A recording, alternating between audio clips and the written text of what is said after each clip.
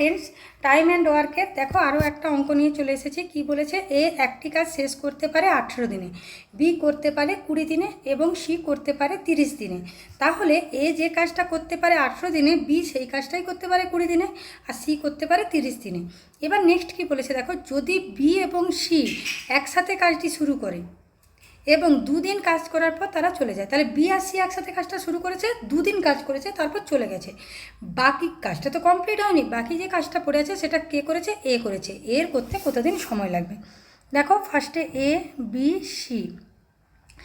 এ করে কত দিনে? 18 দিনে। বি করে কত দিনে? 20 দিনে। সি করে কত দিনে? 30 দিনে। ফার্স্টে এদের আমরা এলসিএম বা লসাগু বের করব। কত বেরাবে? 180। এবার দেখো 180কে 18 দিয়ে ভাগ করব, কত বেরাবে? 10। 180কে 20 দিয়ে ভাগ করলে কত বেরাবে? 9। আর 180কে 30 দিয়ে ভাগ করলে কত বেরাবে? 6। এগুলো আমাদের এফিসিয়েন্সি বেরালো।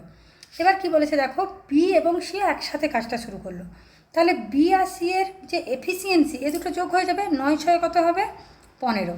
তাহলে টোটাল কাজ 180 ইউনিট। টোটাল কাজ 180 ইউনিট। বি এবং সি তাহলে কত ইউনিট কাজ করেছে? 15 ইউনিট। কত দিনে করতে পারে? একদিনে। কতদিন কাজটা করেছে এরা? 2 দিন। তাহলে টোটাল 30 ইউনিট কাজ বি এবং সি করে ফেলেছে। টোটাল 30 ইউনিট কাজ হয়ে গেছে। এবার দেখো মোট কাজ কত ছিল? 180 ইউনিট। 30 ইউনিট হয়ে গেছে, তাহলে বিয়োগ করি। তাহলে কত কাজ পড়ে আছে? 150 ইউনিট। এখন 150 ইউনিট কাজ পড়ে আছে। বাকি কাজটা কে করবে বলেছে? এ। এর এফিসিয়েন্সি কত? 10।